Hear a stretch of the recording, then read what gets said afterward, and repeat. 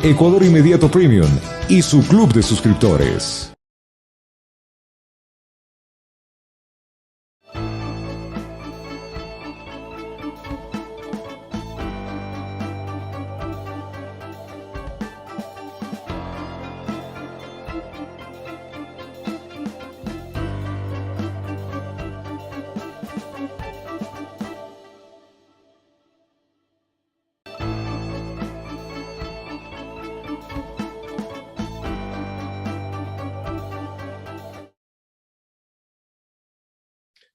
Gracias por estar con nosotros en directo. Ya tengo un alto número de personas conectadas. Muchas gracias. Ángel Nugra, saludos de Connecticut. Adrián Arturo Coveña, es patético el presidente Lazo. Sí, ya les voy a leer. Voy a darles preferencia para leerles a quienes son nuestros miembros de Ecuador Inmediato Premium, como Jorge Bonilla. Felicitaciones al programa. Luego hablamos del tema Fondo Monetario. Gracias, sí, Jorge. Bueno. Cuando estábamos en el peor momento de la paralización, yo suelo seguir con mucha devoción el Ángelus del Papa Francisco. Me gusta verle los domingos y su homilía, porque realmente para quienes somos católicos, respetando a todos los demás, es un mensaje que llena el de su santidad. Le tengo tanto respeto y tanta consideración al Papa Francisco, que me pegó muchísimo en el momento en el que el Papa, en su mensaje mundial, clamó por la paz en el Ecuador. Clamó porque se respete la manifestación del movimiento indígena, que se respete al Estado como tal y que se sienten a buscar la paz. En ese momento, cuando nadie había mencionado la necesidad de un diálogo, y tan solo ahí le pongo a Virgilio Saquicela como el promotor del diálogo, vi que estaba dándole un mandato a la Iglesia Católica Ecuatoriana.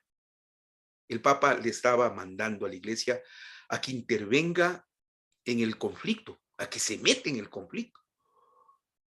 Y eso es lo que hizo la Iglesia Católica. Transcurridos los días, la Iglesia Católica logró la mediación, se firmó el acuerdo de paz, y este jueves anterior se fijaron las reglas para un diálogo que todos aspiramos a que dé resultados. ¿Cómo ha sido llevado ese diálogo? Que no recibirle a Monseñor David de la Torre. Gracias, Monseñor, gracias David, por estar con nosotros. Danos una respuesta. ¿Cuál es el primer buen resultado de ese diálogo, el del jueves, y qué perspectivas se abren a partir de ese momento? Bienvenido, David de la Torre. Un abrazo, Francisco, como decía, un gusto verte a los tiempos. A los tiempos. Y un abrazo también pues a todos quienes miran este programa de manera religiosa, ¿no es cierto?, cada semana y cada día. Yo creo que el primer logro de este acuerdo de paz es que justamente tanto el movimiento indígena como el gobierno nacional puedan sentarse a la misma mesa, viéndose no como enemigos, sino viéndose como ecuatorianos, que desde la responsabilidad que cada uno tiene, debe buscar el bien para todos. Había una líder indígena el día jueves que decía, es la primera vez que nos sentamos y podemos mirarnos cara a cara, sin rencores, sin odios, sin revanchas. Pese a los 18 días del paro. Pese a los 18 días del paro, porque yo creo que justamente el acta de paz no borra evidentemente los 18 días del paro, pero creo que las dos partes miran hacia adelante.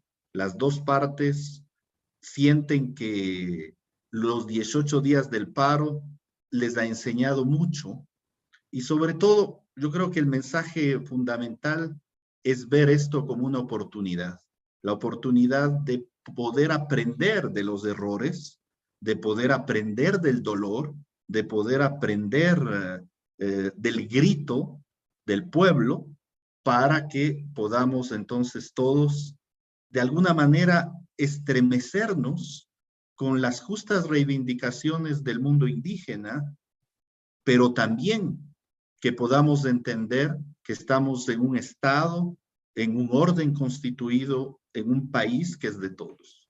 A ver, ¿qué pasó en esa reunión del jueves? ¿No se echaron culpas? ¿Esa parte no entró? De ninguna manera. ¿Ya? Fue una reunión, te aseguro, de un alto nivel de cordialidad, de un deseo ferviente de que este diálogo sea un diálogo con resultados.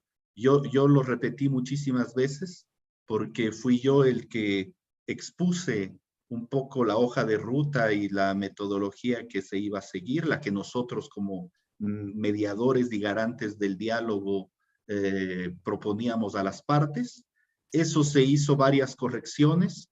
Esperamos el día de mañana o el día lunes enviar a la opinión pública, a la prensa, al Ecuador entero, ese documento ya validado, en el que queda claro qué es lo que vamos a hacer, cómo lo vamos a hacer y sobre todo esta idea de que no estamos sentados a la mesa los buenos y los malos, no estamos sentados a la mesa los que reclamamos y los que nos dan algo, sino que estamos sentados a la mesa buscando una solución a problemas reales de las personas concretas de este país. Correcto. A ver, pero ahí, ¿la discusión es los 10 puntos o puede extenderse a más?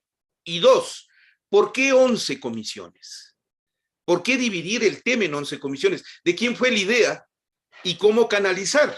¿No se va a perder el debate en medio de todo eso? A ver, comencemos por la última parte.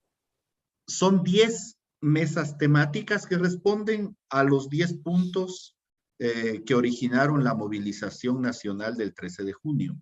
Había que ser coherentes. La movilización empieza con una plataforma de lucha de la CONAIE, la FEINE y la FENOCIN, en la que expresan 10 puntos de esta lucha. Entonces, lo menos que se podía hacer es que cada uno de estos puntos pueda ser conversado, discutido y ir encontrando las soluciones adecuadas para cada uno de estos puntos. La mesa 11, que en realidad sería la mesa 0, es la mesa de coordinación general, porque puede ser que en algún momento puede haber un impasse. O sea, estábamos imaginando el peor escenario, como yo les decía. Es bueno que cuando proyectamos un camino, imaginemos el peor escenario para que si en el caso de que llegue, no sea el fin del diálogo, sino que podamos desde ya ponernos de acuerdo en cómo superarlo. Esa es un poco la función de la mesa 0, es la mesa de coordinación, la que va a tener que, en el caso que haya un impasse, solucionarlo, o si no, ir evaluando e ir viendo cómo las cosas se arman. Entonces, no se va a perder el debate, sino que al contrario, se lo va a concentrar para que no pasemos. Un poco el peligro que podíamos tener es que en algún tema la discusión se alargue indefinidamente o se trabe a los 90 días sin haber visto quizás otras temáticas que son más fáciles de resolver o quizás temáticas que están más pegadas a la realidad, porque en definitiva hay cosas que tocan la estructura del Estado y eso en 90 días no podremos nosotros resolver. Ahí viene un punto. Patricia Santillán, una de nuestras participantes en el diálogo, me dice, ¿qué tipo de diálogo se puede dar con un gobierno que si fuera por el presidente y sus ministros y su prensa, les acusan al paro, a los indígenas, a todo este diálogo financiado por el narcotráfico y por el correísmo? ¿Cuánto pesa esa acusación de que toda esta movilización que les ha sentado a dialogar pesa esa acusación de narcotráfico y correísmo? ¿Por qué dialogan con los narcotraficantes? ¿Por qué dialogan ustedes con los correístas? ¿Cómo tomó la Iglesia Católica esta parte de la acusación dura del presidente Guillermo Lasso Mendoza? David de la Torre. Bueno, nosotros no podemos, en nuestra función de garantes del diálogo, no podemos juzgar los pronunciamientos que haga el presidente de la República y tampoco otros pronunciamientos que pueden hacerse desde el mundo indígena, ¿no? Yo creo que aquí nos sentamos a la mesa. La cordialidad del día jueves es para mí la clave de la esperanza de lo que vamos a resolver. Tenemos 10 temas que tenemos que ir abordando de 2 en 2, es así como hemos acordado, y yo creo que hay que centrarse en eso. El tiempo del ruido de la política, del show político, yo creo que eso queda fuera de los muros de la conferencia episcopal. De la conferencia episcopal para adentro, lo que queda es las demandas y la búsqueda de respuestas. A ver, de acuerdo, coincido en el sentido de que ustedes no pueden intervenir en eso, pero ¿cuánto está pesando? Oigan, pero la acusación es dura, pues, la acusación es gruesa. En este diálogo que ustedes están facilitando, está metido el narcotráfico. En este diálogo que están los indígenas, están financiados por el narcotráfico y por el correísmo. ¿Cuánto está pesando eso? O, David, perdona, ¿crees que no está pesando esto? ¿Crees que pueden haberlo dejado de lado? Se dicen muchas cosas. Yo creo, y vuelvo y repito, las mesas de diálogo tienen un objetivo, que es dar respuestas a las demandas que originaron la movilización del 13 de junio. Y al habernos sentado a la mesa y al haber establecido juntos una hoja de ruta y al haber firmado esta acta de paz en la que expresamente se reconocen estos 10 puntos, yo creo que esa es nuestra tarea, ese es nuestro mandato. Lo demás, ¿no es cierto? Como digo, es lo que pasa de las puertas para afuera y ahí nosotros no nos metemos. Habría que tener cuidado porque una de las partes del diálogo está siendo afectada. Y entonces eso va a provocar una reacción. Sí, puede ser que fuera de la conferencia. De acuerdo, pero una de las partes está siendo afectada por acusaciones muy duras. Me temo que en un momento determinado la CONAIE, y bueno, ya llega un momento en que le dice, ya párele, pues. Y se levantan del diálogo y todo se termina. La acusación, la acusación es demasiado gruesa, David. Creo que aquí hay un bien superior que es el bien del país. Yo creo que la CONAIE, la FEIN y la FENOCIN entienden bien que este proceso es un proceso que no deja de lado las diferencias, que no deja de lado... Claro, no puede quedar eso no puede quedar de lado. No deja de lado las visiones de país que pueden tener, no deja de lado la ideología, pero aquí hay un bien superior que es el bien de los más pobres y de los más vulnerables. Y yo creo que nosotros tenemos una responsabilidad. Cuando digo nosotros, no solamente me refiero a la iglesia, sino el ciudadano común, la prensa, la sociedad civil, es de apoyar para que efectivamente este diálogo nos muestre que a pesar de las diferencias que tenemos, hay siempre la posibilidad de encontrar caminos de comunión y de fraternidad. Eso se aspira. ¿Los 90 días son mucho tiempo o poco tiempo? Me parece que es un tiempo prudencial. ¿Ya? En el cronograma que hicimos, esperamos no llegar a los 90 días. Correcto. Porque, a ver, aquí hay que entender, y yo lo repetí varias veces, aquí este es un acuerdo entre las organizaciones indígenas y la función ejecutiva.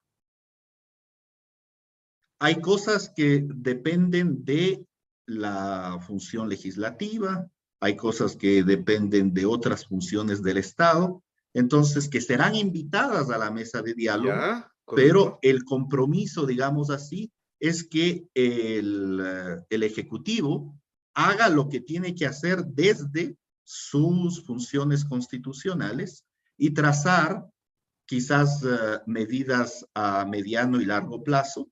Hay leyes que quizás hay que reformar, hay leyes que hay que crear y eso es una potestad, pues, ¿no es cierto? Bueno, del Poder de la Asamblea, Legislativo, claro. el trámite de la ley, aunque la ley puede ser propuesta también por el Ejecutivo, pero digamos que no podemos pasarnos tampoco estas otras instancias constitucionales que constituyen, pues, el Ecuador.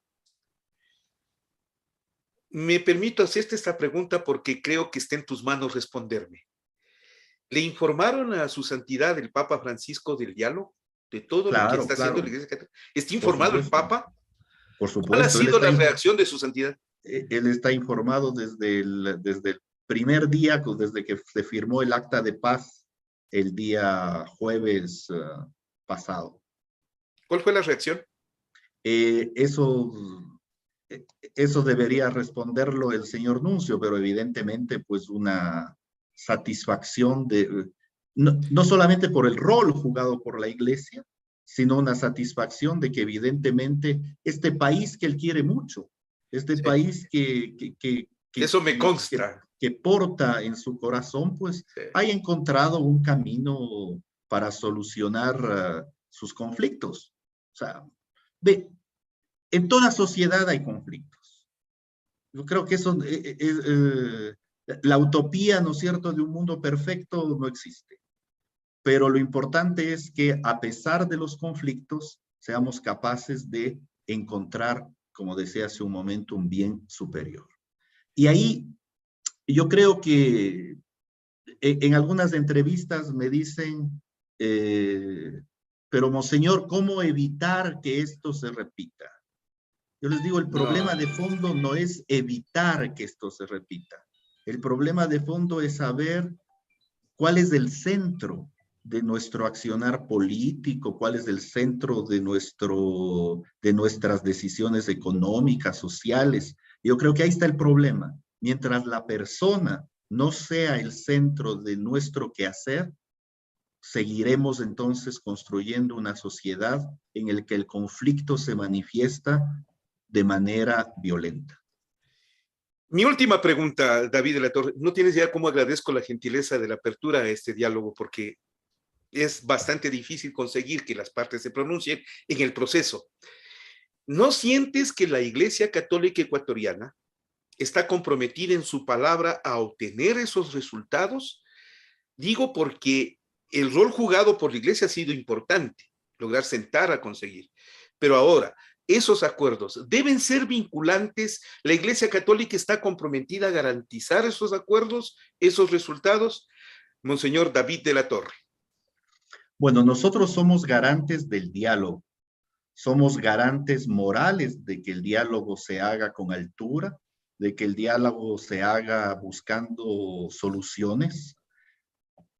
Luego, es difícil imaginar cuál puede ser nuestro rol en el caso en el que las cosas no fluyan. Hasta aquí las cosas están fluyendo. Si tú escuchas las declaraciones tanto del ministro Jiménez como de los dirigentes de la CONAIE, FEIN y FENOCIN el día jueves, pues todos tenían una opinión muy, muy esperanzadora de este proceso. Y yo creo que eso responde a lo que hemos vivido el día jueves, pero también yo creo que al proceso que llevó a la firma del acta de paz, porque se logró eso con un consenso y con la esperanza de que efectivamente podamos marcar una manera distinta de hacer política en este país. Que la política no se haga tirándonos piedras, sino que la política se haga despejando las piedras del camino para que juntos podamos avanzar. Agradezco la gentileza de Monseñor David de la Torre y tengo confiadas esperanzas en que se logren resultados. Más que nada, que se logren resultados. Independientemente de los pronunciamientos que han dañado en las últimas horas este esfuerzo del diálogo, confío plenamente en la madurez y ojalá, yo les llamo a la madurez al gobierno nacional. Vean lo que están haciendo en la conferencia episcopal. Están conduciendo un diálogo con seriedad que puede ser dañado por una actitud irracional e irascible, los exabruptos, o del presidente o del gobierno nacional. Paren, Más bien, entendámonos en el diálogo de manera más positiva.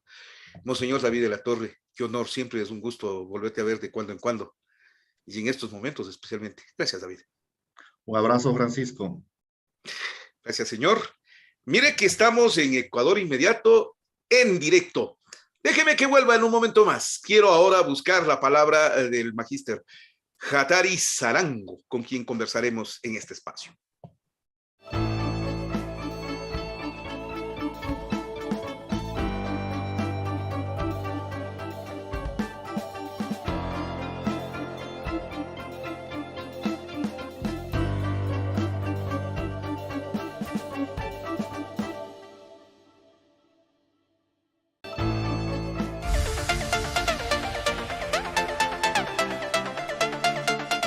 ¿Cómo apoyar a Ecuador Inmediato en el crowdfunding?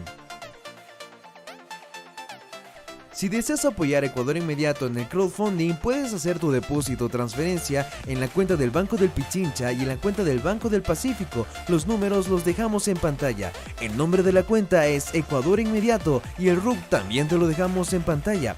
Queremos seguir contando la historia.